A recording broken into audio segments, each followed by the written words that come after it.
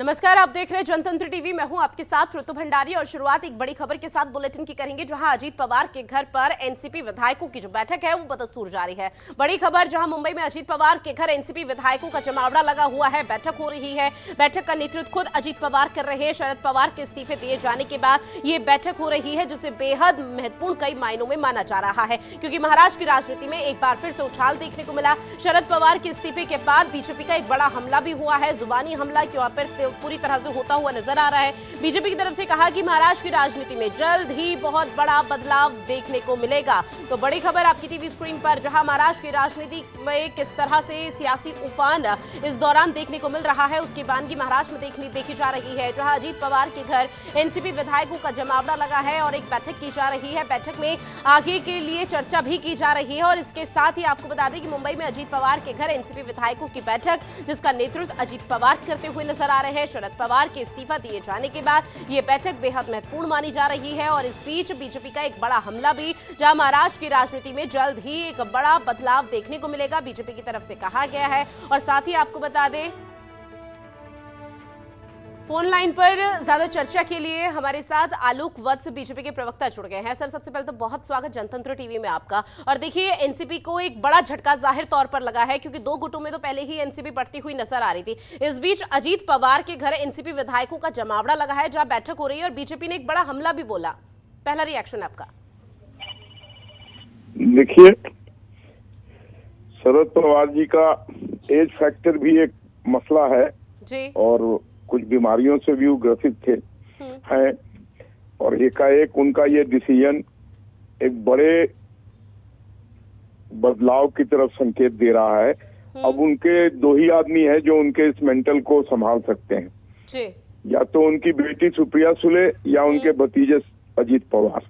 लेकिन अभी जिस तरह की कुछ महीनों से गतिविधियां नजर आ रही थी, उससे तो लगता है कि फ्रंट रनर में अजीत पवार ही हैं जी। अब एक बार फिर कहा जा रहा है कि उन्होंने रीथिंकिंग के लिए उनसे काफी समय मांगा है। तो अभी थोड़ा वेट एंड वॉच करना होगा कि अगर वो मान जाते हैं रहने के लिए, तब तो ये कहानी यहीं खत्म हो जाएगी। अगर नहीं, वो अड़े रहते हैं कि नहीं मैं इस्तीफा वापस नहीं लूंगा, तब अभी के परिस्थितियों में मुझे लगता है कि अजीत पवार जी ही उनके इस गद्दी पर बिल्कुल सर। और देखिए, अगर सूत्रों की यहाँ पर माने तो 3 नाम फिलहाल सामने आ रहे हैं। जिस तरह से 2 नामों का आपने भी जिक्र किया, सुप्रिया सुले जो उनकी बेटी है शरद पवार की, और अजीत पवार जो कि उनके भतीजे हैं। तीसरा एनसीपी नेता जयंत का नाम भी सामने आ रहा है। हालांकि 2 नाम सबसे ज्यादा महत्वपूर्ण हो जाते हैं, लेकिन शरद पवार के बिना एनसीपी को बीजेपी कैसे देख पा रही है? देखिए, बीजेपी अभी क्या मूल्यांकन कर सकती है? अभी तो वहां ऊंट किस करवट बैठता है, पहले ये देखिए कि शरद पवार जी बने रहते हैं पद पर, या उनके बाद उनका कोई दूसरा आदमी उनकी गद्दी को संभालता है। और जहां तक इस देश में ये छत्रप नेता हैं, इनका जो इतिहास है आप उठा के देखिए।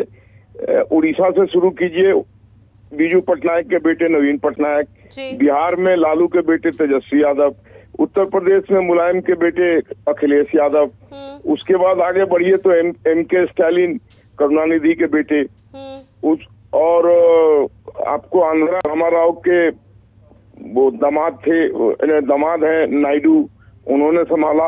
महाराष्ट्र में उद्धव ठाकरे। तो इस तरीके से जहां भी ये छत्रप वन मैन आर्मी रही है, इनके परिवार के लोग ही गद्दी नशीन हुए हैं उनके बाद जी।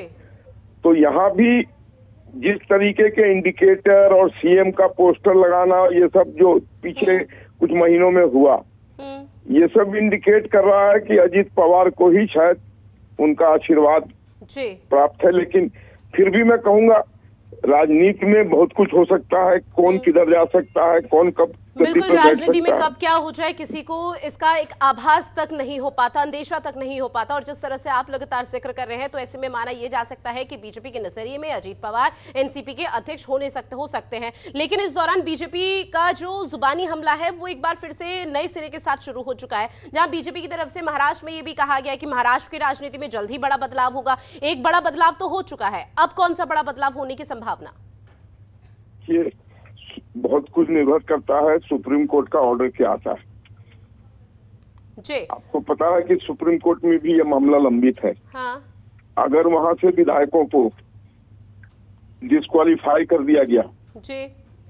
तो और आप नोट कीजिए कि सुप्रिया सुले ने अभी कुछ दिन पहले ये प्रेडिक्ट किया था कि 2 बड़े भूचाल होने वाले हैं। तो एक भूचाल तो हो गया, दूसरा भूचाल क्या है इसके लिए हमको और आपको वेट करना होगा। हमको और आपको तो वेट करना होगा, लेकिन सर बीजेपी की तरफ से पहले ही इस तरह का बयान दे दिया गया ना, इसका मतलब बीजेपी को तो पता है कि अब महाराष्ट्र में क्या होने वाला है। मैंने अभी कहा ना, अभी की स्थिति देखिए, राजनीति में कब कौन कहाँ चला जाए, किसके साथ अलाइनमेंट करा जाए, अब ये कलयुग है। ठीक है, बिल्कुल। एनसीपी में फिलहाल 2 गुट की स्थिति है। आगे आने वाले समय में किस तरह से ये 2 गुट एक फाड़ में देखने को मिलता है वो देखना बेहद महत्वपूर्ण। और क्या अजीत पवार के बाद एनसीपी जो 2 गुट में बटी हुई है वो ठीक हो पाएगी या नहीं, ये भी देखना बेहद दिलचस्प रहने वाला है। सर आप हमारे साथ जुड़े, आलोक वत्स जी, बहुत शुक्रिया चर्चा करने के लिए आपका। वहीं कर्नाटक विधानसभा चुनाव के लिए 10 मई को होने वाले मतदान को लेकर प्रधानमंत्री नरेंद्र मोदी जमकर पसीना बहाते हुए नजर आ रहे हैं। और इसी कड़ी में प्रधानमंत्री नरेंद्र मोदी की कर्नाटक में आज 3 रैलियां होने जा रही है।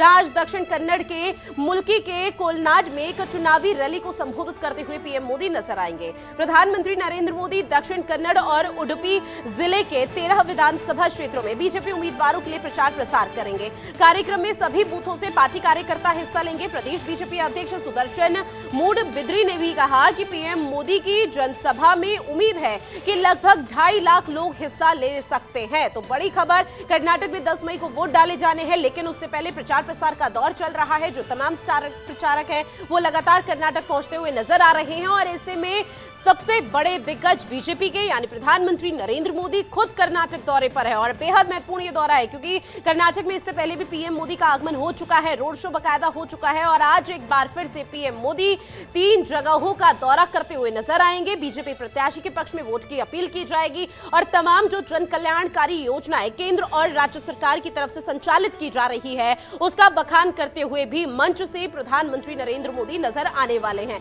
पीएम मोदी ने अब तक 9 रैलियां और 3 रोड शो भी किए हैं अब तक और इसका फायदा अब आने वाले समय में बीजेपी को किस तरह से मिलता है देखना बेहद महत्वपूर्ण। मुल्की के कोलनाड में चुनावी रैली को संबोधित करते हुए प्रधानमंत्री नजर आएंगे। पीएम मोदी की जनसभा में तकरीबन 2.5 लाख लोगों के शामिल होने की जो उम्मीद है वो जताई जा रही है। और अगली बड़ी खबर, जहां जंतर मंतर पर पहलवानों का धरना प्रदर्शन बदस्तूर जारी। धरने पर बैठे रेसलर्स ने पुलिस सुरक्षा लौटा दी है। तो बड़ी खबर, बजरंग पूनिया ने स्टूडेंट से साथ भी मांगा। दिल्ली यूनिवर्सिटी से आज निकाला जाएगा मार्च, जहां पहलवान और छात्र इस दौरान मार्च निकालेंगे। तो बड़ी खबर, जहां आपको बता दें कि धरने पर लगातार रेसलर्स बैठे हुए हैं। इस बीच बजरंग पूनिया ने जो स्टूडेंट्स हैं, छात्र हैं, उनसे समर्थन मांगा है और इसके साथ ही आपको बता दें दिल्ली यूनिवर्सिटी से आज मार्च वो तमाम छात्र भी निकालेंगे जिसमें ये पहलवान, ये रेसलर्स जो धरना प्रदर्शन में बैठे हैं ये भी अपनी मौजूदगी दर्ज कराते हुए नजर आएंगे। पहलवान और छात्रों का ये मार्च निकलेगा। जंतर मंतर पर पहलवानों का धरना प्रदर्शन बदस्तूर जारी। हालांकि अब छात्रों से भी समर्थन मांगा गया है, लेकिन इससे पहले किसान, खाप पंचायत और तमाम राजनीतिक पार्टियों से भी समर्थन ये पहलवान मांगते हुए नजर आए थे क्योंकि लगातार इनकी तरफ से मांग की जा रही थी कि WFI के जो अध्यक्ष हैं ब्रजभूषण शरण सिंह, उन पर FIR दर्ज हो। लेकिन जब FIR दर्ज होगी उसके बावजूद भी ब्रजभूषण शरण सिंह पर अभी किसी भी तरह का कोई कार्रवाई, कोई एक्शन नहीं लिया गया। उससे जो नाराजगी है वो लगातार पहलवानों की बढ़ती हुई नजर आ रही है और अब एक और मांग है यहां पर कि ब्रजभूषण की गिरफ्तारी जल्द हो सके। तो उसमें हम उनकी क्या मदद कर सकते हैं? जैसे उन्होंने पहली बार जो भी मांग रखी उस पर सरकार ने उनकी मांग मानी, 2 कमेटियां बनी। उनके कहने पर एक उन्हीं का आदमी उस जांच कमेटी में शामिल किया गया। उस कमेटी के माध्यम से उनको प्रतिदिन के घटनाक्रम की सूचना चलती थी। उन्होंने इंतज़ार भी नहीं किया और दोबारा धरने पर आ गए। अब सुप्रीम कोर्ट गए। सुप्रीम कोर्ट ने कहा FIR दर्ज कर लिया जाए। FIR दर्ज हो गई। दिल्ली पुलिस जांच कर रही है, तो जांच की प्रतीक्षा करनी चाहिए। अब जब वो नहीं जांच की प्रतीक्षा कर रहे हैं तो उसमें हम उनकी क्या मदद कर सकते हैं? एक खुली पॉलिसी लेकर के आए हैं कि नेशनल में जो पार्टिसिपेट करेगा, नेशनल या ओपन नेशनल या चोट हो गेम के समय, तो उसको कैंप में रखा जाएगा। और इंटरनेशनल टूर्नामेंटों के लिए भी एक स्पष्ट पॉलिसी लेकर के आए, उसी का विरोध है। शुरू में तो उसी का विरोध था, लेकिन ये विरोध अब उससे आगे बढ़ गया है। अब ये सरकार का विरोध है, मोदी जी का विरोध है, और जितने ऐसे लोग हैं जो कई वर्षों से मोदी जी को घेरने का प्रयास कर रहे हैं, उनका ये मंच बन गया है।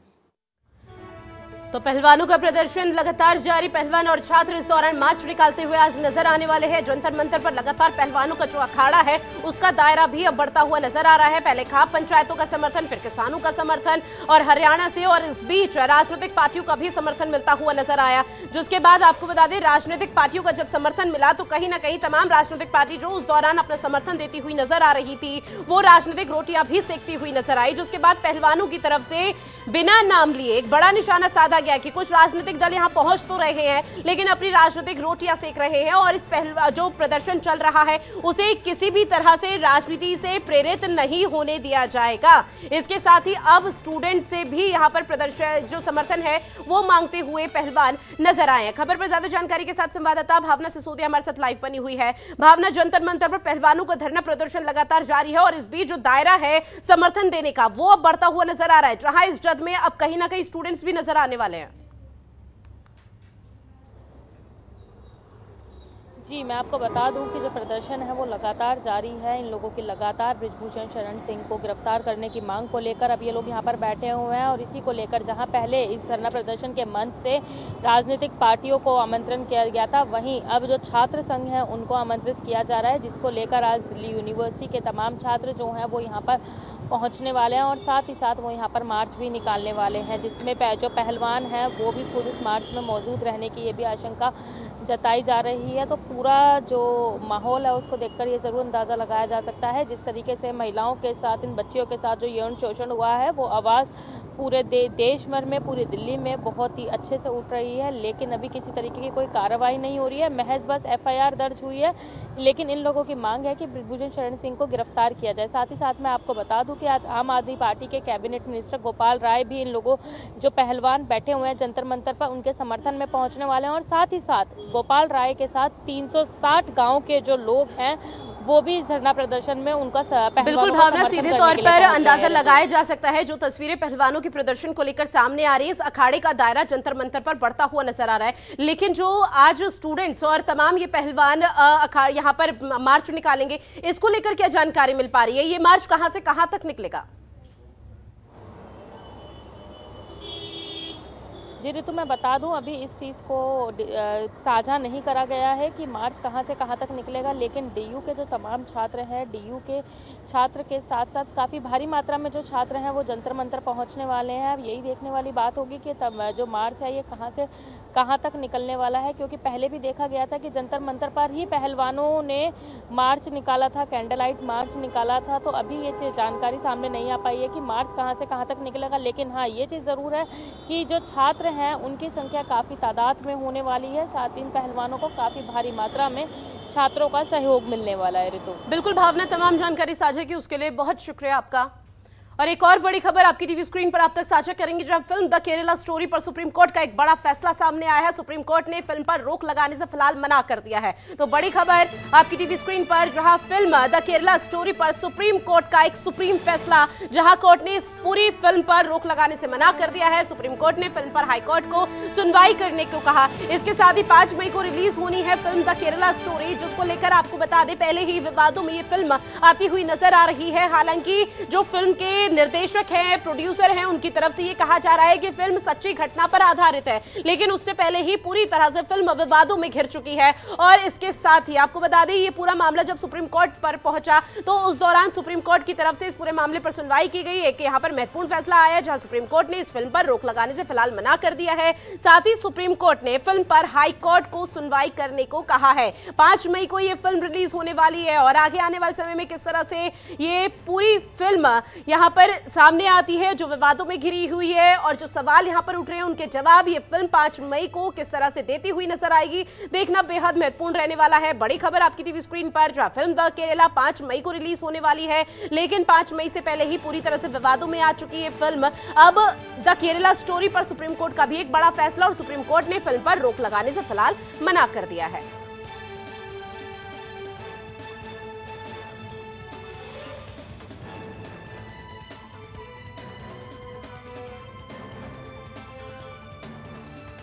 खबर पर ज्यादा जानकारी के साथ संवाददाता नरेश तोमर हमारे साथ फोन लाइन पर जुड़े हुए हैं। नरेश, 5 मई को फिल्म द केरला की जो स्टोरी है वो रिलीज होनी थी, ये फिल्म बकायदा रिलीज होनी थी, लेकिन उससे पहले ही विवादों में हम लगातार देख रहे थे। लेकिन इस बीच क्या जानकारी कि सुप्रीम कोर्ट की तरफ से एक सुप्रीम फैसला और कोर्ट पर की तरफ से रोक लगाने से भी मना कर दिया गया? देखिए, सुप्रीम कोर्ट ने ये कहते हुए मना कर दिया कि अभी जो है ये रिलीज होगी, इसको नहीं रोका जाएगा।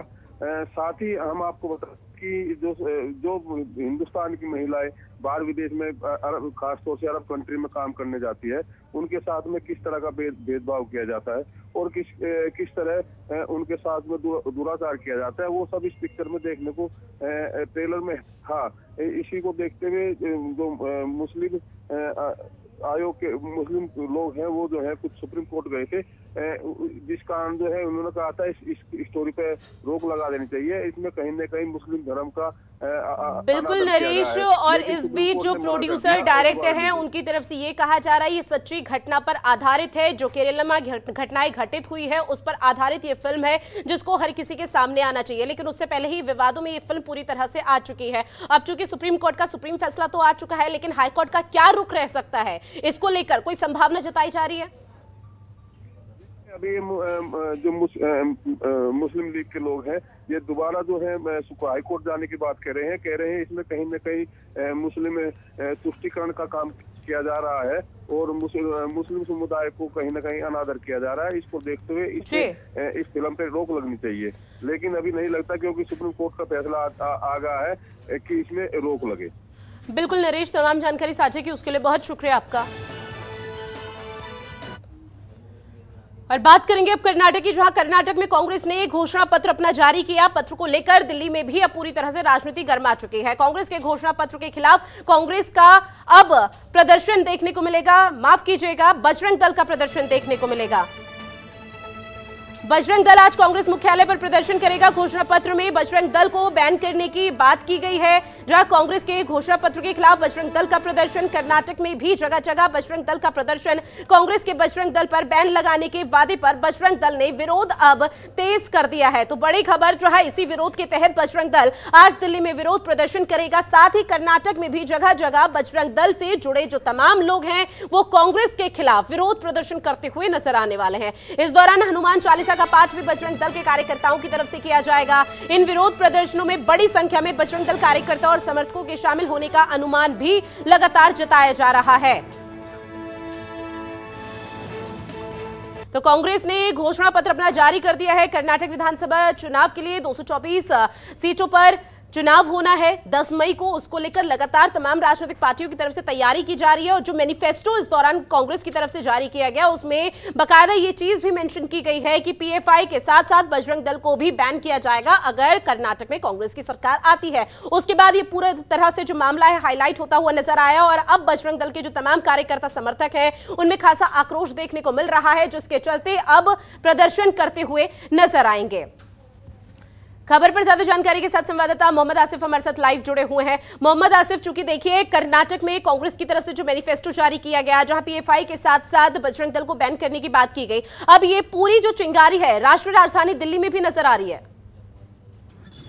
देखिए, कर्नाटक का चुनाव प्रचार है वो अब अंतिम चरण में है और कहीं ना कहीं जैसे चुनाव की तारीख नजदीक आ रही है वैसे वैसे पार्टियों द्वारा लगातार हेट स्पीच का इस्तेमाल किया जा रहा है। उसी के चलते जो है पहले भाजपा ने जो अपना घोषणा पत्र जारी करा उस पर लगातार बवाल अभी थमा नहीं था, तो वहीं कांग्रेस के जो घोषणा पत्र है उसमें कांग्रेस ने घोषणा पत्र में अपने साफ कहा है कि अगर कांग्रेस की सरकार कर्नाटक में आती है तो वो लगातार जो है बजरंग दल और पीएफआई जैसे संगठन है और जो हेड स्पीच देने वाले व्यक्ति हैं उनको खिलाफ जरूर कार्रवाई करेगा। तो ऐसे में जो है लगातार बजरंग दल और विश्व हिंदू परिषद इस घोषणा पत्र का पूरी तरीके से विरोध कर रहे हैं। इसी के चलते जो है आपको बता दें कल प्रधानमंत्री नरेंद्र मोदी ने भी इशारों में जो है कांग्रेस पे निशाना साधते हुए साफ तौर पर यही कहा था कि कांग्रेस पार्टी ने पहले जो है राम को ताले में बंद किया था और अब वो कहीं ना कहीं हनुमान जी को भी ताले में बंद कर रहे हैं। तो इसको लेके जो है बजरंग दल और विश्व हिंदू परिषद लगातार कांग्रेस के खिलाफ प्रदर्शन कर रहा है। कल भी उन्होंने कांग्रेस के दिल्ली स्थित मुख्यालय पर प्रदर्शन करा था और आज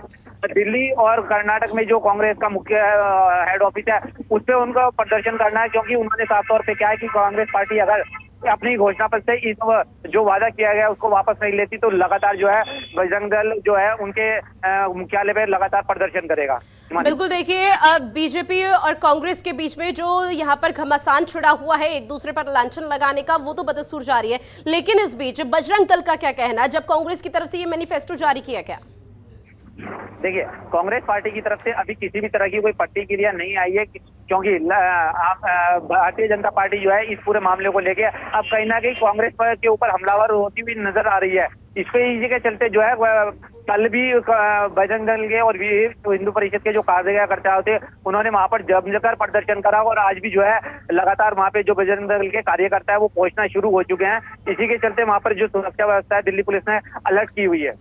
अब बिल्कुल देखिए, तमाम तरह की यहाँ पर जो स्थिति है, परिस्थिति, उसको किस तरह से अनुकूल किया जा सके, किस तरह से काबू में किया जा सके, उसको लेकर दिल्ली पुलिस भी पूरी तरह से मुस्तैद है। लेकिन क्या बजरंग दल के कार्यकर्ता समर्थकों की तरफ से ये जो नाराजगी है, ये जो विरोध प्रदर्शन है, सिर्फ राष्ट्रीय राजधानी दिल्ली में ही देखने को मिलेगा या ये दायरा बढ़ता हुआ नजर आ सकता है?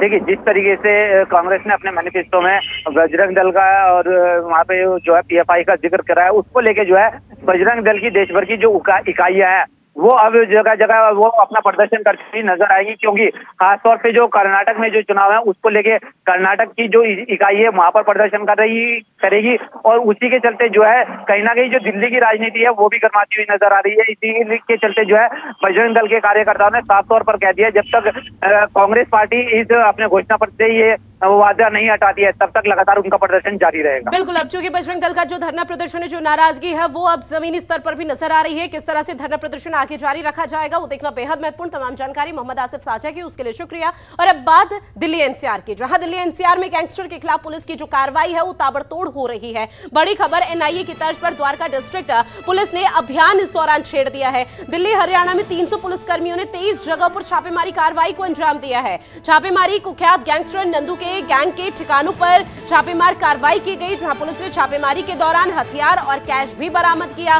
साथ ही आपको बता दें कि पुलिस के निशाने पर अब गैंगस्टर्स और उनके मददगार भी आ रहे हैं, जिनको किसी भी तरह की कोई राहत तो जाहिर तौर पर मिलती हुई नजर नहीं आएगी। मुश्किलें बढ़ेगी क्योंकि पुलिस ने छापामार जो कार्रवाई है उसको अंजाम देना शुरू कर दिया है। बाकायदे एक अभियान यहां पर चलाया जा रहा है। इसके साथ ही पुलिस के निशाने पर गैंगस्टर तो हैं ही, लेकिन जिन्होंने गैंगस्टर्स की मदद की है हथियार सप्लाई करने में, उनको पनाह देने में, उन पर भी अब पुलिस का जो शिकंजा है वो तेज होता हुआ नजर आ रहा है। तो बड़ी खबर, दिल्ली हरियाणा में 300 पुलिसकर्मियों ने 23 जगहों पर छापेमार कार्रवाई को अंजाम दिया, जहां आपको बता दें कि छापेमारी कुख्यात गैंगस्टर नंदू के गैंग के ठिकानों पर की गई है। इस बीच जो मददगार हैं उन पर भी शिकंजा पूरी तरह से तेज हो चुका है। पुलिस ने छापेमारी के दौरान हथियार और कैश भी इस दौरान बरामद किया है। जो मुश्किलें हैं अब गैंगस्टर की किस तरह से यहां पर बढ़ती हुई नजर आएगी, बेहद महत्वपूर्ण। पुलिस के निशाने पर गैंगस्टर और उनके मददगार भी अब इस फेरिस्त में सामने आ रहे हैं।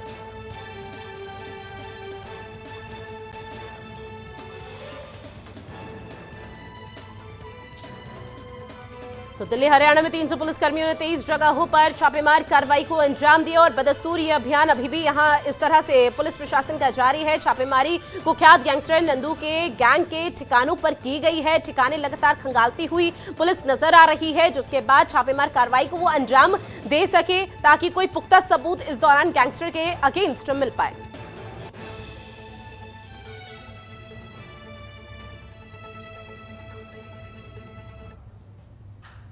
और अब बात अगली बड़ी खबर की, जहां ज्ञानवापी से जुड़े 7 मामले आज कोर्ट में पेश होंगे। श्रृंगार गौरी समेत दूसरे केस एक साथ सुने जाएं या नहीं, इस पर सुनवाई होने जा रही है। बड़ी खबर, ज्ञानवापी और श्रृंगार गौरी में एक समान नेचर वाले 7 मामलों पर सुनवाई होनी है। आज वाराणसी जिला जज की कोर्ट में रखी जाएगी मामलों की फाइल, जिस पर सुनवाई होगी। तो आज का दिन बेहद महत्वपूर्ण भी हो जाता है। बड़ी खबर आपकी टीवी स्क्रीन पर, जहां ज्ञानवापी से जुड़े 7 मामले ऐसे जो पिछले लंबे समय से जिन पर सुनवाई तो हो रही थी, लेकिन कोई एक सुनिश्चित फैसला सामने नहीं आ रहा था, उस पर आज एक बार फिर से कोर्ट में सुनवाई होने जा रही है। कोर्ट में पेश किए जाएंगे वो 7 मामले, जहां श्रृंगार गौरी समेत दूसरे केस एक साथ सुने जा सकते हैं या नहीं, इस पर सुनवाई होगी। ज्ञानवापी और श्रृंगार गौरी में एक समान नेचर वाले 7 मामलों पर सुनवाई होगी। आज वाराणसी जिला जज की कोर्ट में ये मामलों की फाइल रखी जाएगी।